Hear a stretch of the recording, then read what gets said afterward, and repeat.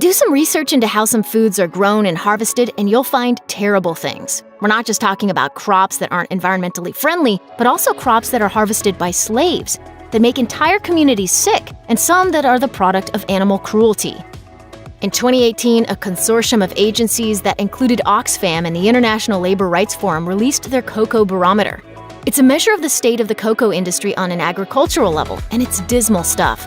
Not only did falling cocoa prices mean farmers living in poverty saw their profits drop even lower, but there had been little to no success in stopping the widespread use of child labor.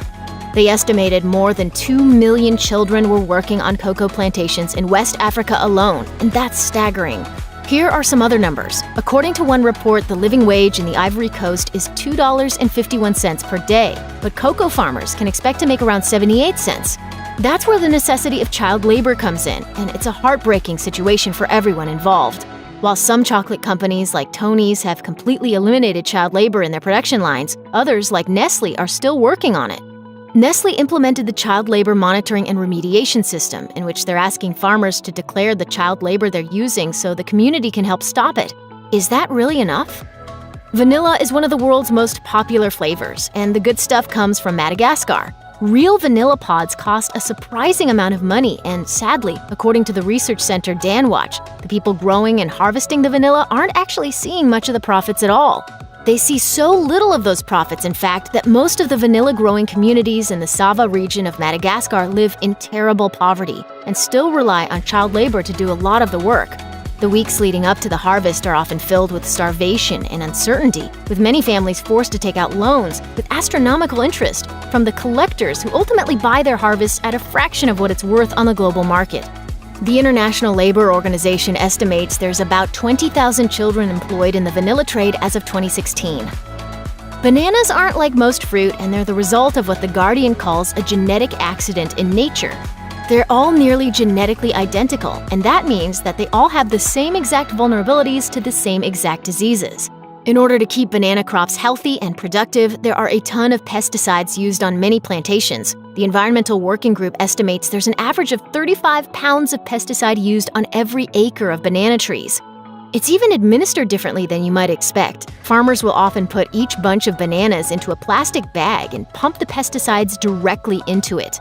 Since bananas are peeled before we eat them, the end consumer doesn't have to worry too much about the impacts of those pesticides. But those poisons are doing other damage. The chemicals have been found leaching into the environment and local wildlife, doing harm not only to the animals that live near banana plantations, but the people who work there too. The pesticides have also been linked to birth defects and brain damage in the workers and their families, with children living on and around plantations with high pesticide use suffering the most. You may think of the joy and flavors that come with every glass every time you pop the cork on another bottle of wine, but unfortunately, the realities of the wine industry should make you pause before you reach for the corkscrew again. In 2015, a 49-year-old woman named Paola Clemente died in the vineyards of Italy. The New York Times reported she'd had a heart attack, and her death brought a horrible practice to light: the slave labor behind many Italian wines. Her death sparked an investigation that resulted in the arrest of 6 people who were accused of transporting and extorting poor women so desperate for work that they would quietly labor under brutal conditions. They were forced to labor in the fields for long hours while being worked so hard that even in the hot summer months, they were afraid to drink water because they were trying to avoid asking permission to go to the bathroom. Anyone who was late or missed a day wouldn't be offered more work. And according to the investigation, Clemente was often teased because she was so tired and ill she would fall asleep in mid-conversation. Hers isn't the only death related to this industry that hit the news in recent years. According to The Independent, tens of thousands of people just like her work 12 and 13-hour days performing backbreaking labor for an average of about $30 a day. Demand for soy products has been on the increase, and according to the World Wildlife Fund, that's come with devastating consequences. Countries like Argentina, Paraguay, Bolivia, and Brazil produce an ever-increasing amount of soy, and they're turning more and more land into soybean plantations to keep up with the demand. That's causing a chain reaction of environmental impacts, beginning with the destruction of natural habitats of species like the jaguar. It's also increasing the amount of soil erosion happening, particularly around bodies of water. Those rivers and lakes are, in addition, growing increasingly polluted by runoff from the massive farms, which are also giving off considerable emissions. When a swath of savanna called the Cerrado was converted into soybean farms, estimates from the Brazilian government suggest it gave off greenhouse gases equivalent to more than half the UK's total emissions from 2009. There's social impacts too. Small farmers are being forced off lands that are being folded into massive commercial farms. Workers are being exploited for cheap labor, and native tribes who have lived on the land for generations are being threatened by the relentless deforestation. Now we live in another world. My heart aches so much because this world has ceased to exist. Avocados got really popular really quickly, and according to the Brown Political Review, Mexico had earned a profit of roughly $2.2 billion from avocados alone by 2016. That seems like it would be a great thing for Mexican avocado farmers, but the skyrocketing popularity of this creamy fruit has also gotten some unwanted attention from drug cartels looking for another source of income. Some estimates suggest the Los Caballeros Templarios takes in around $150 million a year from avocado growers, and their methods are simple. They approach farmers and simply tell them that if they don't fork over some cash, bad things are going to happen to them, their farms, and their families. Not all avocado farms are beholden to the cartels, although some estimates suggest they control about 10% of Mexico's orchards. Some communities have worked together to kick the cartels out, but others are still being forced to produce what's become termed as blood avocados. There are other problems too. Even as the cartels are burning orchards of farmers who don't pay, water resources are being absorbed into the industry. Huge patches of forests are being turned into croplands, and entire species are losing their homes. Most of the world's almonds are grown in California orchards, and according to Forbes, increasing demand for the product means that more and more land is being turned over to almond production. In 2016, they found that satellite images showed around 23,000 acres of land had been covered with almond trees. Unfortunately, 16,000 of those acres had once been natural wetlands. Around the same time, between 2007 and 2014, there was a 27% increase in irrigation, and in 2011, California was hit with a catastrophic drought.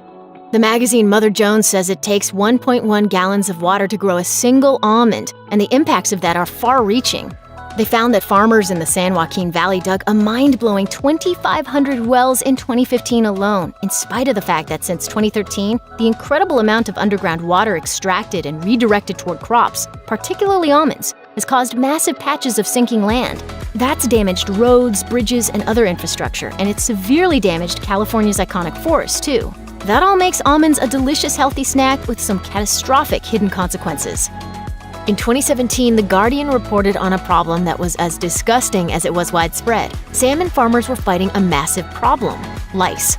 Steel cages containing farm-raised salmon are ideal breeding grounds for sea louse, a tiny, many-tentacled creature that survives by attaching itself to fish and eating its way through the salmon's skin.